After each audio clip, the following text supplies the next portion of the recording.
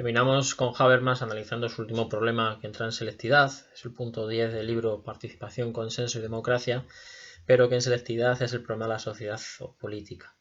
Además importante también de cara a realizar los textos de este autor. Entonces, bueno, pues hay que darle esa importancia, ya que puede ser una pregunta tanto de teoría como una pregunta práctica. Bien, Habermas, pues a la hora de hablar también de la política, pues va a basar lo que hemos estado viendo hasta ahora en anteriores vídeos, es decir, en esa idea del diálogo. Nos dice Habermas que la mejor fórmula política que él concibe es el Estado democrático. ¿Por qué? Porque entre todas las que han existido y todas las que se han dado, ¿vale? Ya sabéis, Habermas nos vamos a situar desde mediados del siglo pasado hasta la actualidad, pues no han funcionado o no ve que funcionen bien o cuadren con esta idea del diálogo. En cambio, un Estado democrático cree que sí, ¿vale? Que es compatible con el ejercicio libre y abierto de ese diálogo. ¿Por qué? Porque así esa racionalidad práctica de la que ya habíamos hablado, pues se va a poder desarrollar y se va a poder dar. Es decir, entre todos los sistemas, este es el único posible, ¿no? Por decirlo así, que se puede ajustar a ese criterio, donde puede haber algo de diálogo, donde se debe fomentar ese diálogo. Cuidado, no está diciendo que, por ejemplo, nuestro estado actual, ¿no? Tal y como nosotros lo concebimos, ya sea algo que él considera que es bueno, que él considera que es perfecto. No. Él va a hablar de ese estado democrático, como vamos a ir viendo, pero con una serie de ideas, de condiciones que se deben dar. Por lo tanto, esto es como en todo, ¿no? Como en todos los países, nosotros nos encontramos diferentes sistemas democráticos, cada uno con sus características. Habermas va a proponer el suyo, ¿no? Que es un poco el que considera que es mejor, pero siempre, ya os digo, basándose en lo que es ese diálogo. Bien, pues será ese Estado democrático, lo dice Habermas, ¿no? Un país está gobernado por una democracia. Bien, claro, obviamente una democracia representativa, tener en cuenta que estamos en la actualidad, ¿vale? Y esa va a ser un poco la idea. Aunque Habermas va a partir de ese sueño de la antigua Grecia, de esa democracia directa donde todos participaban, donde, bueno, todos, la mayoría participaban, de esos diálogos en el ágora y demás, él lo que va a intentar es mantener un poco esa idea, pero claro, se lo va a traer a la actualidad. Es complicado actualmente en una sociedad como la nuestra, con tantísima gente, poder juntarnos en un espacio público y poder dialogar. Entonces la idea esa del diálogo, esa idea bonita, ¿no? Filosófica de hablar, de compartir las ideas, pues se puede traer a nuestra sociedad, pero como os decía, según Habermas, con una serie de condiciones, de circunstancias en concreto que se van a ir dando. Bien, bueno, pues ese Estado democrático del que nos va a ir hablando Habermas, como todos los estados democráticos, tienen un ordenamiento jurídico, es decir, una serie de normas, una serie de leyes que se van a ir sacando. Esas leyes, fundamental, importantísimo, es que tienen que ser o tienen que respetar el interés general, ¿vale? Es decir, el interés de la gente. Es algo que se debe escuchar, es algo que se debe tener en cuenta. Para ello, necesitamos que se basen en un proceso abierto de participación y discurso. Esto es importante, de participación, ¿vale? La palabra participación va a ser básica en lo que es la teoría de Habermas. Claro, si un gobierno, por ejemplo, saca una ley sin que la gente, los diferentes colectivos, participen o por lo menos opinen sobre esa circunstancia, van a sacar una ley que ellos consideran que es buena, ¿vale? Pero, ¿qué pasa con el resto de personas? ¿Cómo saben que el pueblo considera que eso también es bueno, que eso es algo positivo? No lo van a saber. Se va a dar una desconexión total entre ese gobierno y ese pueblo. En cambio, si todos los miembros que son importantes dentro de ese ámbito, ¿no? Donde esa ley se va a sacar, participan de alguna manera o son escuchados de alguna manera, ¿vale? Participación. Eso va a quedar reflejado y por lo tanto la gente sí que va a poder construir o participar en la construcción de esa ley y eso va a permitir que esa ley se acepte mejor. Es decir, la facticidad de las normas es cuando una ley ha sido elaborada por ese procedimiento jurídico de forma adecuada. Es decir, que se ha hecho bien. ¿Y qué es lo que pasa? Que cuando se hace de esa manera, la gente la acepta. La acepta. La mayoría de las personas, si están dentro de esa participación, de ese diálogo, y si por lo tanto esa ley se construye por parte de todo el mundo, es decir, todo el mundo está ahí, ¿vale? Y pone su granito de arena y da su opinión. Cuando esa ley se saque, va a representar lo que la mayoría quiere. Obviamente vamos a ser realistas. El ponernos de acuerdo al 100% es imposible. Siempre habrá una mayoría y una minoría. Pero si esa ley representa a esa mayoría, se puede imponer al resto. Y el resto lo tiene que aceptar. ¿Por qué? Porque todos hemos participado en ese diálogo, todos hemos participado en la elaboración de esa ley y tenemos que aceptar lo que la mayoría dice.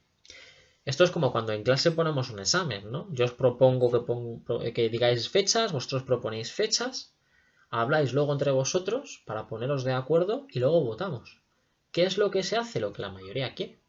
Una persona puede votar otra fecha distinta, no sale esa fecha, pero ¿qué es lo que pasa? Que debe aceptar, en ese juego democrático está implícito, debe aceptar que al final la mayoría quería otra fecha y aunque él no compartiese la misma opinión, pero lo acepta. ¿Por qué? Porque obviamente es lo que la mayoría quiere.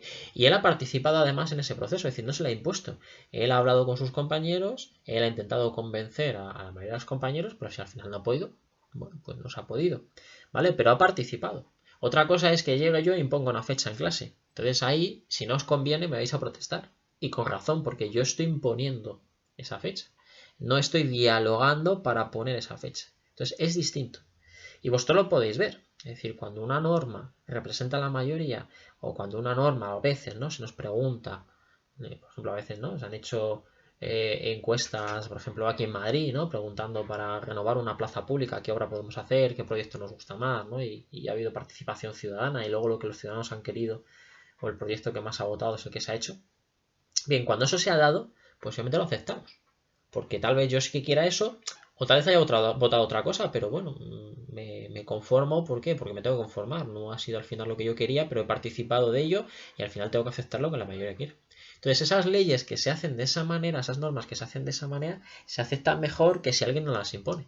Si alguien no las impone y no nos gusta, entonces sí nos rebelamos, protestamos, ¿vale? Ahí sí, ahí es distinto, ¿vale? Es distinto en ese caso.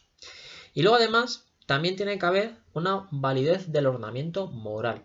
Es decir, las normas sociales obviamente también están basadas en nuestras cuestiones morales. Obviamente, ¿vale? Es algo lógico, los principios morales afectan a la hora de decidir qué queremos hacer socialmente. Por lo tanto, esas normas pueden justificarse racionalmente mediante un proceso argumentativo de diálogo que permita alcanzar ese consenso.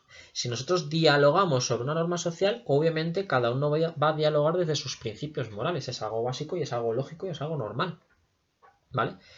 Y cada uno va a poner sobre la mesa sus argumentos morales y va a intentar convencer qué es lo mejor que podemos hacer. Y entonces de esa manera se va a establecer ese diálogo y de esta manera esa democracia va a funcionar porque realmente va a ser democracia, ¿vale? Realmente va a ser democracia. Entonces, como os digo, es esa idea, ese sueño griego, ¿no?, de la antigua Grecia de intentar comunicarnos y participar todos, ¿vale? Pero obviamente, como vais a ir viendo, no se puede aplicar según las mismas circunstancias, porque claro, somos mucha gente. Pero sí que hay maneras de que aunque seamos mucha gente se nos escuche, o que por lo menos, que por ahí van a ir un poco los tiros, haya representantes de diferentes grupos, ¿vale? Y que así de esa manera todo el mundo participe. Es decir, como en clase, por ejemplo, como en el colegio, el director hace una junta de delegados y van los delegados de cada clase. Y cada delegado, ¿qué es lo que hace? Lleva las propuestas de su clase y dialogan, hablan sobre su clase. Es decir, no vais todos los estudiantes de esa clase, porque entonces os juntaríais ahí muchísima gente para dialogar, ¿vale? No, va una persona, o si va el subdelegado, van dos personas de vuestra clase como representantes. Y ya vosotros estáis representados. Es decir, ya vosotros tenéis voz, ¿vale? Y voto en esa asamblea, ¿vale? Por ahí es donde van a ir las cosas. Bien, siguiendo con esto, pues Habermas, como ya os he dicho, defiende la democracia como el sistema mejor de todos los que tenemos para que se pueda dar una sociedad justa. Siempre y cuando se dé ese ejercicio de la autonomía. Es decir, que todos nosotros tengamos una parcela de libertad. Es importante en un diálogo que cada uno libremente piense lo que quiera y obviamente en su cabeza, ¿vale?, tenga sus principios morales y sus ideas y sus pensamientos de forma libre. Es algo básico, ¿vale? Es algo básico. Y la sociedad tiene que permitir que eso se dé. Y por otro lado, se tiene que dar esas normas, esas leyes que guarden bien esa convivencia. ¿Entendido? Entonces es importante que la libertad, esa parcela de libertad, se tenga que dar, ¿vale? Fundamental, es algo básico, pero por otro lado, esa misma sociedad, esa misma democracia, facilite que las normas que a todos nos van a tocar, obviamente nos tocan y y coartan nuestro comportamiento de alguna manera, porque obviamente nos limitan nuestro comportamiento, pero que sean normas justas, normas, ¿vale?, ajustadas a esa libertad que nosotros tenemos. Entonces, una norma es legítima cuando se produce ese proceso argumentativo, ese proceso dialógico y que respeta a todos por igual. Acordaros lo que decíamos en el anterior vídeo de la ética. En un diálogo es básico que todo el mundo pueda participar, es básico que a todo el mundo se le trate por igual, que se le escuche, ¿vale? Que se le escuche, se le permita argumentar, se le permita opinar sin que nadie le intente quitar, ¿vale?, o criticar o coaccionar, ¿vale?, esa opinión, ¿vale? Luego tú podrás opinar como tú quieras, pero sin atacar al otro, ¿vale? Esa es la idea. Porque claro, en el momento que atacas al otro, al otro ya le estás quitando esa libertad. Obviamente eso no es un diálogo, ¿no?, como ya hemos dicho. Entonces, siempre que se den esas condiciones y que las normas salgan de esas condiciones, ¿vale?, el gobierno que saque esas normas está justificado a hacerlo. Entonces, en una democracia, dos pilares básicos que se deben dar. El respeto a los derechos humanos. Tened en cuenta que en esta época ya se han sacado los derechos humanos, ya sabéis que es algo básico, ¿vale? Después de todos los acontecimientos que se están dando o se han dado, ¿no?, a lo largo de la primera mitad del siglo pasado, pues luego ya se sacan esos derechos humanos después de esa guerra mundial para un poco intentar de alguna manera, ¿no?, justificar o garantizar que una persona es una persona y hay que tratarlo dignamente. Entonces, eso es algo básico, en filosofía es algo a lo cual siempre nos agarramos y en Habermas aparece, ¿vale?, derechos humanos, ¿de acuerdo? Y luego también la afirmación de la soberanía popular, es decir, que el pueblo sea el que pueda decidir, sea el que es capaz de decidir, ¿vale?, por sí mismo, porque por eso tiene autonomía, ¿vale?, pues obviamente las normas que van con ellos. Que como os decía, no sea el gobierno encerrado en su cúpula de cristal los que deciden desde la distancia lo que es mejor para nosotros, no, sino que el pueblo realmente sea soberano, ¿vale? Sea soberano, ¿entendido? Bien, entonces, eso sería lo que se debe dar, sería lo bueno, ¿vale? Pero ¿qué es lo que pasa? Pues que a veces nos encontramos con problemas. ¿Por qué? Porque las democracias del siglo XX, las democracias representativas del siglo XX, pues han creado una especie de relación entre poder y pueblo distinta a la que está planteando Habermas. ¿Por qué? Porque muchas veces el público, el pueblo, simplemente se ha convertido en un consumidor pasivo de la opinión que transmiten los medios. ¿Y qué es lo que sucede? Que muchos de esos medios de información tienen su propia ideología, están asociados a diferentes partidos o defienden a diferentes partidos. Por lo tanto, una persona, ¿qué es lo que va a hacer? Simplemente consumir esas noticias y te van a convencer, es decir, te van a comer la cabeza de que eso es lo mejor. Y eso pasa muchas veces, ¿no? Podemos mirar nuestra sociedad y a veces sucede, dependiendo el medio de información que mires, el periódico que leas, la televisión que leas, te vas a dar cuenta de qué ideología están defendiendo. Entonces, no son imparciales. Muchas veces lo que sucede es que esos medios de comunicación no son imparciales. Y ahí está el problema, no dice Habermas. ¿Por qué? Porque, claro, llega un momento donde lo mismo alguno me decís, no, si a mí no me convence, yo tengo mi propia opinión y tal. Bueno, pero a otros tal vez sí.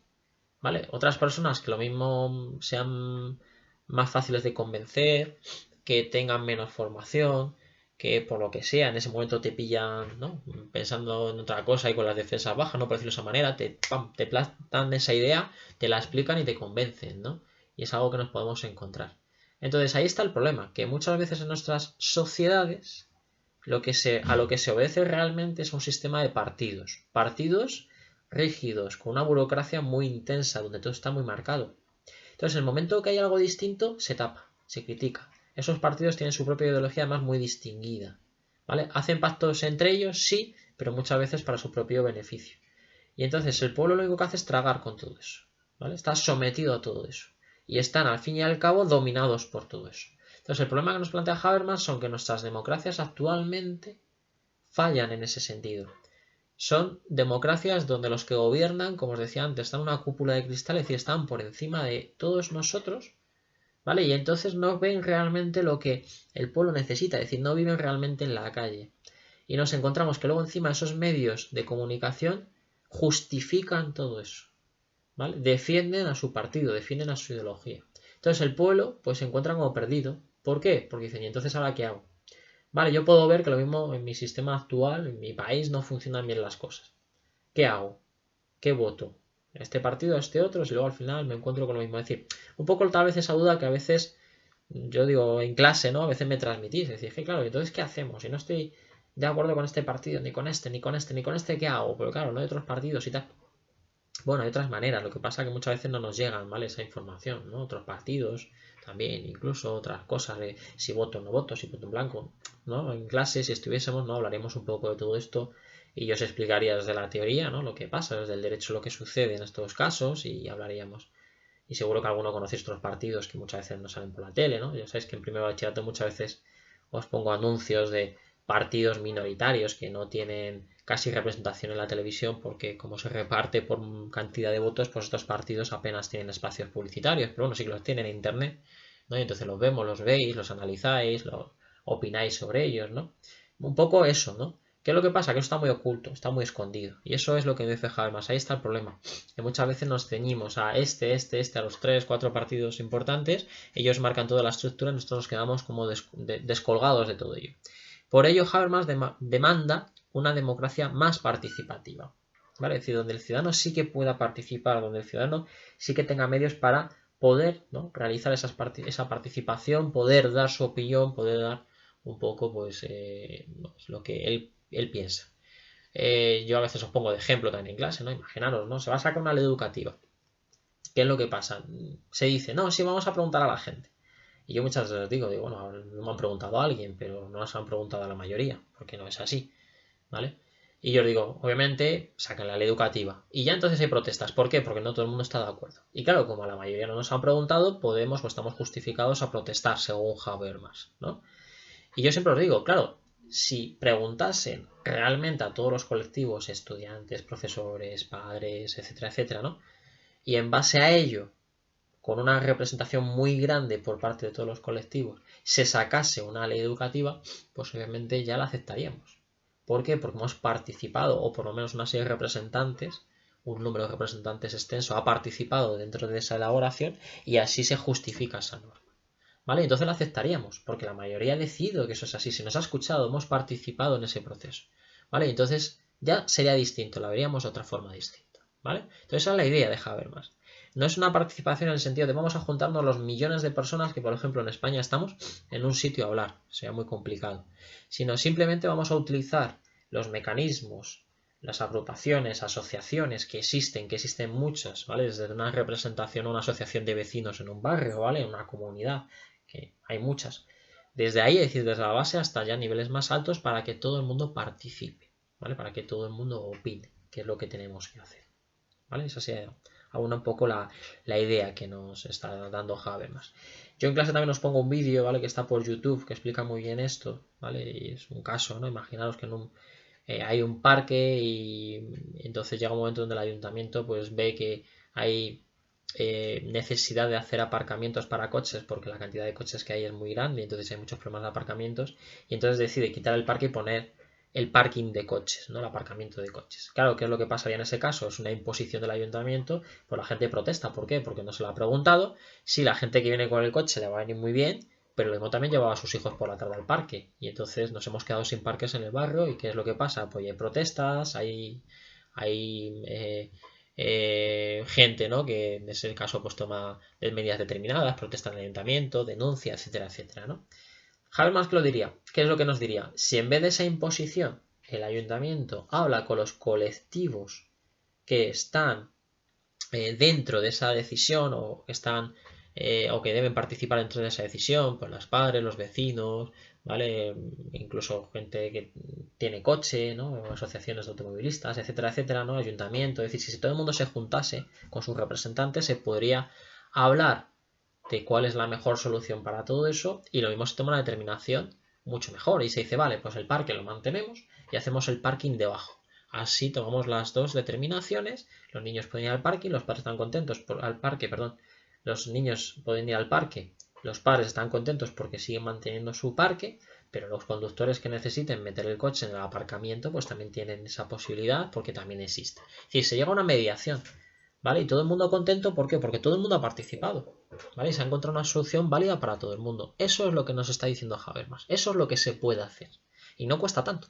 Simplemente es el preguntar, el hablar, ¿vale? Como os he dicho, aquí en Madrid ha habido casos, ¿no? De en determinado, por ejemplo, la Plaza de España, ¿no? Se ha preguntado a los ciudadanos y en otros proyectos se ha preguntado a los ciudadanos y a veces se pregunta a los ciudadanos, ¿no? Nos llegan las encuestas o por internet o de forma física para qué es lo que hacemos en este caso, en este proyecto, cuál es el que te gusta más. Pues un poco esa es la idea, pero mejor organizada, es decir, no en plan hacer una encuesta, sino que los representantes hablen sobre esas propuestas y decidan entre ellos, porque tampoco hay que ser en plan de te doy opción A, B, C y D, la elige una, no, porque lo mismo hay una opción E, que es un poco a medio camino entre la A y la B, o hay otra opción distinta que es a medio camino entre la A y la D, es decir, tampoco hay que ser tan radicales de plantear esto y ya la vota, no, sino hablar, dialogar, esa es un poco la idea que nos presenta Habermas.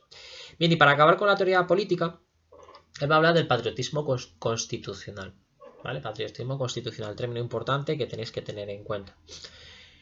Bien, la democracia nos dice es buena porque permite integrar las diferencias que se dan dentro de la sociedad. Obviamente, ¿vale? En una sociedad como la nuestra hay gente con distintas ideas, con distintas culturas, con diferentes procedencias. Obviamente, en una sociedad multicultural como la nuestra, pues nos encontramos con muchos rasgos distintos en ese caso. Pero eso se puede aunar, ¿vale? Habermas nos va a hablar de esto, del patriotismo constitucional. ¿Por qué? Porque nos dice, dentro de esa sociedad, aunque sea de gente muy distinta, se puede buscar una identidad colectiva, y eso es lo importante, una identidad colectiva. Es decir, si nosotros hablamos y dialogamos, y desde arriba se intenta hacer eso, vamos a poder encontrar una serie de valores que la inmensa mayoría de la gente comparte, que la inmensa mayoría de la gente va a poder acordar entre ellos y va a poder sacar esa conclusión. Entonces, aunque seamos muy distintos, todos somos seres humanos. Repito lo de antes, derechos humanos es la base de todo el mundo, ¿vale? Dentro de la filosofía. Obviamente, a partir de ahí tenemos una base bastante fuerte, bastante grande, y a partir de ahí podemos construir nuestra sociedad, ¿vale? Entonces, si nosotros somos capaces de hablar, y obviamente, ya os digo, partiendo de esos derechos humanos, podemos ser capaces de sacar unas normas que sean buenas para la mayoría de nosotros, que todo el mundo consideremos que son buenas, pese a que cada uno seamos de un sitio de otro, de una ideología de otra. Es decir, seríamos capaces de hacerlo, siempre partiendo con la buena predisposición de la gente, de hablar, de dialogar, desde, ya os digo, esa base de los derechos humanos. Esto, ¿vale?, va a ser lo que es el patriotismo constitucional. ¿Por qué? Porque cada ciudadano, como participa en ese proceso, se va a sentir un ciudadano activo. Eso es lo importante. Es decir, cada uno de vosotros se sentiría como un miembro que está haciendo algo dentro de esa decisión, dentro de esa comunidad, ¿vale? Es decir, está haciendo algo. Y por lo tanto, se compromete a respetar esa sociedad que se está construyendo. ¿Por qué? Porque se hace entre todos. Y en ese todos estoy yo. Y yo soy un miembro que está haciendo, que está construyendo. Es decir, no me dejo simplemente llevar. No recibo solamente la información de los mandatos desde arriba. Soy yo el que está haciendo también parte de esa sociedad. Por eso el patriotismo constitucional. Porque si todos participamos en ese proceso, todos nos sentiríamos contentos de esa sociedad que hemos construido entre todos. Es decir, no la construyen unos pocos que están gobernando. Somos nosotros los que dentro de esa participación, dentro de esa colectividad, estamos aportando nuestra idea, nuestro pensamiento, nuestro trabajo y estamos construyendo esa sociedad. Entonces esta sería la idea y esta sería la sociedad que Habermas nos transmite. Tal vez muy hipotética, tal vez muy bonita, ¿no? Desde el punto de vista teórico, desde el papel, pero Habermas considera que sí, que es posible, que se puede dialogar. Es más, como sabéis, ¿no? Y a raíz también de Segunda Guerra Mundial y de estos acontecimientos, ¿vale?, tan brutales que se dieron en el siglo pasado, se crearon, por ejemplo, organismos internacionales que lo que se busca es eso, por ejemplo, la ONU, ¿vale? ¿Qué es lo que se busca? Que cuando hay un problema entre dos países, pues en vez de directamente ir a la guerra, pues se intenta dialogar dentro de ese organismo, poner la paz, ¿vale?, de alguna manera, para que así no haya necesidad de coger las armas para luchar. Bueno, pues esa idea es lo que Habermas, ¿no?, estaría en la línea de Habermas, diría, pues sería esto, pero esto ya dentro de cada país, ¿vale? Es decir, esto sería un poco lo que se debería hacer, en vez de sacar normas y normas y normas desde arriba, que la gente participe en ese proceso, que la gente haga algo dentro de ese proceso y así, de esta manera, poder construir esa nueva sociedad, esa nueva democracia. Por lo tanto, él no defiende lo que sería nuestra actual democracia, sino que defendería una derivación de nuestra democracia donde sí que existiese más participación ciudadana y donde se recogiera, por lo tanto, eso que la ciudadanía realmente quiere.